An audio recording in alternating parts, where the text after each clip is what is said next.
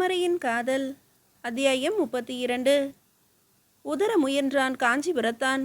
உடும்பாக இருந்தது அந்த உளுத்தனின் பிடி. அவன் மூச்சிலே சாராய நெடி, கண்ணிலே போதையின் சிவப்பு, உடம்பிலே காமத்தின் வெறி, பிடியிலே மிருகத்தின் ஆவேசம். அடியே கட்டழகி, என்னை விட்டு எங்கே போகிறாய் என்றான் அவன். சிரிப்பதா அழுவதா? காஞ்சிபுரத்தானை பார்த்து புன்னகை செய்தாள் தாமரை. சிரிப்பை அடக்க பாடுபட்டு கொண்டிருந்தாள். அந்த குடிகாரன் குழறினான். அடியே, கொஞ்சம் முன்னால் சுழன்று சுழன்று ஆடினாயே, அப்போதே தீர்மானித்து விட்டேன் உன்னை எனக்கு சொந்தமாக்கி கொள்ள. ஓ, மயக்க மருந்து கொடுப்பதற்காக ஆடினாலே ஒரு நாட்டியக்காரி, அவள் என்று எண்ணி விட்டானா? ஆசை மணாலா, அன்பு குணாலா, உன்னை விட்டு நான் எங்கே செல்வேன்? வா இன்பபுரிக்கு. காஞ்சிபுரத்தான் அவன் கழுத்தில் கை போட்டு கட்டி அணைத்து கொண்டு இருளான பகுதியை நோக்கி சென்றான். திகைத்து நின்ற தாமரையிடம் சில வினாடிகளில் திரும்பினான். இன்பபுரிக்கு அனுப்பிவிட்டேன் அவனை. சிரித்தவன், வாருங்கள் அரசி என்று அவளை இழுத்து கொண்டு யானை மண்டபத்தை நோக்கி விரைந்தான். முள்காட்டில் நடை, கூரிய கத்திகளின் முனையிலே நாட்டியம், எதிரிகளின் நட்ட நடு மத்தியிலே நழுவினார்கள் இருவரும் பதுங்கி பதுங்கி. அல்லி குளத்தின் அருகே பல்லக்கு இருந்தது தன்னந்தனியே. என்ன இது என்றாள் தாமரை. நல்ல வேளை, தெய்வ நாயகிக்கும் தங்களுக்கும் உயரத்திலோ வடிவத்திலோ அதிக வேற்றுமை இல்லை. கிசுகிசுத்தான் காஞ்சிபுரத்தான். தெய்வ நாயகியாகவே நடித்து கொண்டிருங்கள், இன்னும் ஒரு பகல் ஒரு இரவுக்கு. அதன் பிறகு நாளை மறுநாள் கொலு மண்டபத்தில் தர்பார் கூட்டி ஜனங்களின் முன்னே தெய்வ நாயகியை அரசி என பிரகடனம் செய்ய போகிறார். அதுவரை உங்கள் முகத்தை சரியானபடி காட்டாதீர்கள், அதிகமாக பேசாதீர்கள். கொலு மண்டபத்தில் கலையட்டும் ரகுநாதரின் திட்டம், பொதுமக்களின் முன்னிலையில் இடியட்டும் பெரிய பெத்துவின் கோட்டை. அது சரி, தாங்கள்? சேதி அறிய காத்திருக்கிறாள் தெய்வநாயகி. அவளை இப்போது சந்திக்க வேண்டும். பிறகு சிவ சிதம்பரம் இட்ட பணி ஒன்று பாக்கி இருக்கிறது. இடுப்பில் இருந்த துணிப்பட்டையை தடவி பார்த்து கொண்டான் காஞ்சிபுரத்தான். 2 வேலையையும் முடித்து கொண்டு நாளை மறுநாள் கொலு மண்டபத்தில் ஒரு குடிமகனாக வந்து நிற்பேன், கவலைப்படாதீர்கள். தாமரையின் மீன் விழிகள் கண்ணீரிலே நீந்தின. இருங்கள். காலடி யோசை கேட்டது. ரகுநாதரும் பெரிய பெத்துவும் திரும்புகிறார்கள் போலும். சீக்கிரம் சீக்கிரம். பல்லக்குக்குள் தாமரையை கிடத்தினான் காஞ்சிபுரத்தான். மயக்கமுற்று கிடப்பது போல பாசாங்கு செய்ய சொல்லிக் கொடுத்தான். போர்வையால் மூடிவிட்டு திரும்பினான். அரசியின் அறையை ஒட்டி ஒரு குளியலறை. அங்கே கை கால் கட்டப்பட்டு கிடந்தான் அந்த குடிகாரன். போதை தலைக்கு ஏறியதோடு காஞ்சிபுரத்தான் கொடுத்திருந்த அடியும் பலமாக இருந்தது. நினைவற்று கிடந்தவனை காலால் புரட்டினான். கட்டுக்களை அவிழ்த்துவிட்டு அவனது உடைகளை களைந்து தானே மாட்டிக்கொண்டான். அப்போதுதான் தெரிந்தது அதிர்ஷ்டவசமாக ரகுநாதரின் முத்திரை மோதிரம் அவன் கையில் இருக்கும் உண்மை. ஏளன முறுவல் பூத்தது காஞ்சிபுரத்தானின் இதழில். மிக நம்பகமானவனிடம்தான் கொடுத்து வைத்திருக்கிறார் ரகுநாதர்.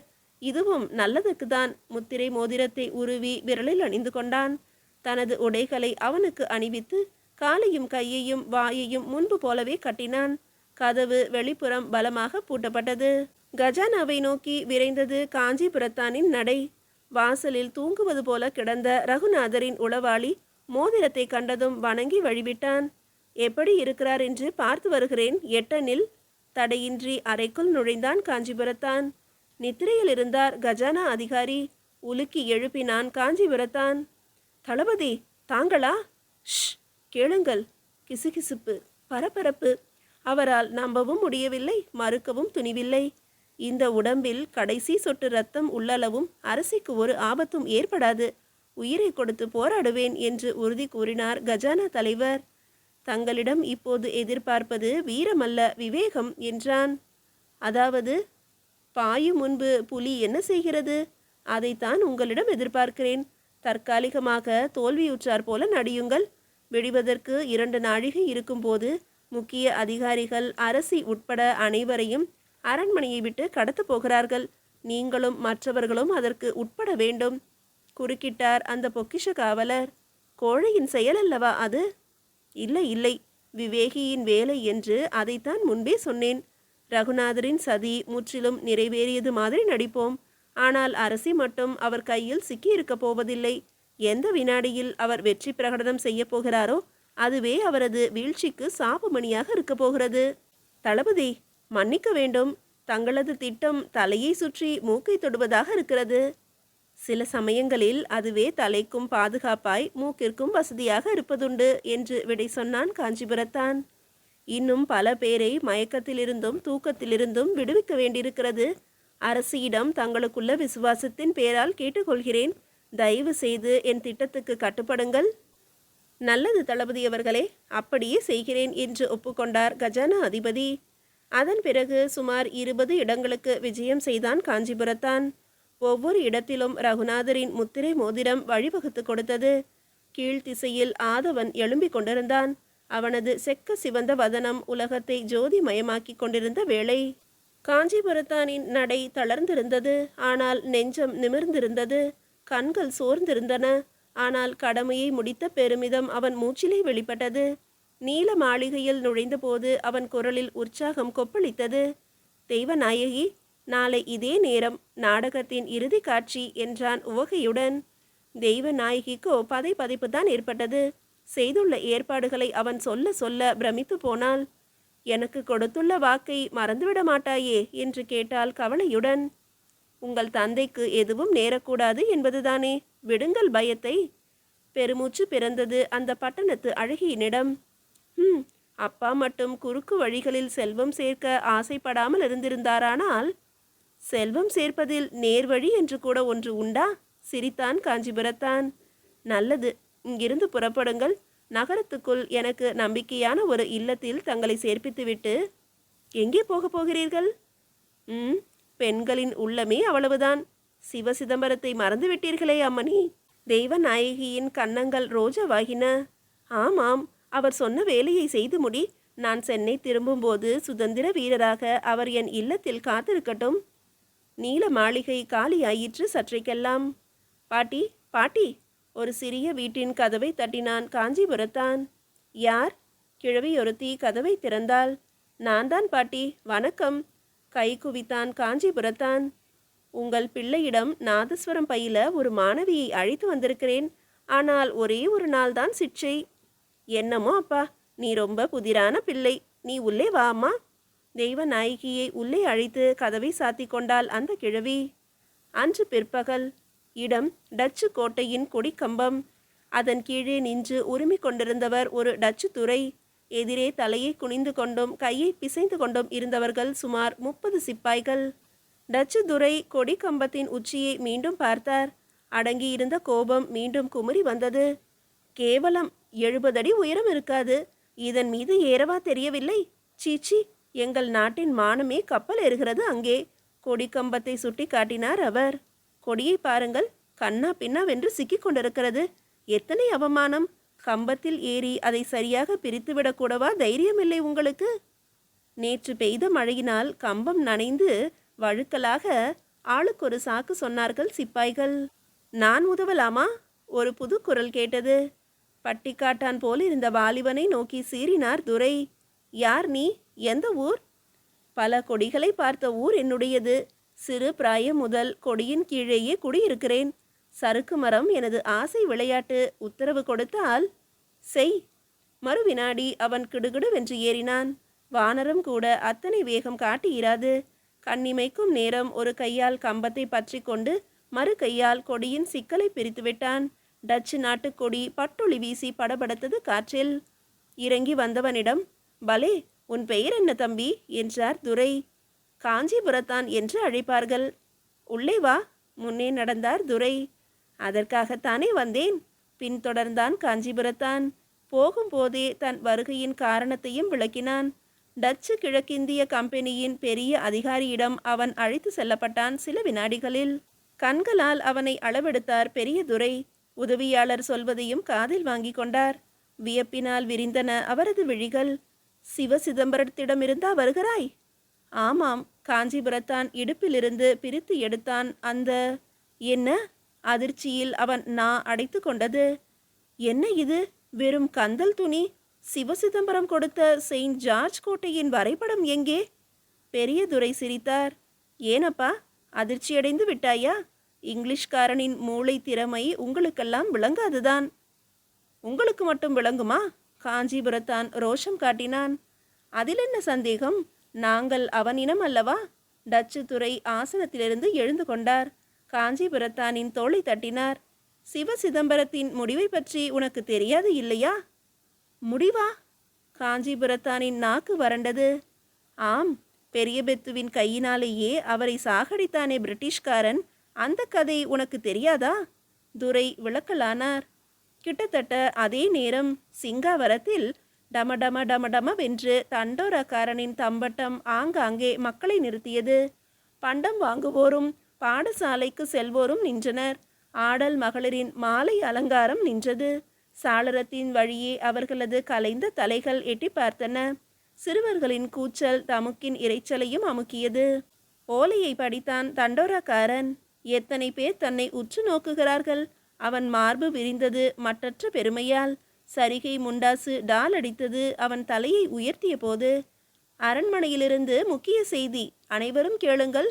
ஆரம்ப வாக்கியம் எட்ட நின்றோரை கிட்டத்தில் கூட்டியது. அவன் தொடர்ந்தான். ஆட்சி நிர்வாகத்தில் சில முக்கிய மாற்றங்கள் நேர்ந்திருக்கின்றன. நாளை காலை கொலு மண்டபத்தில் தர்பார் கூடும்.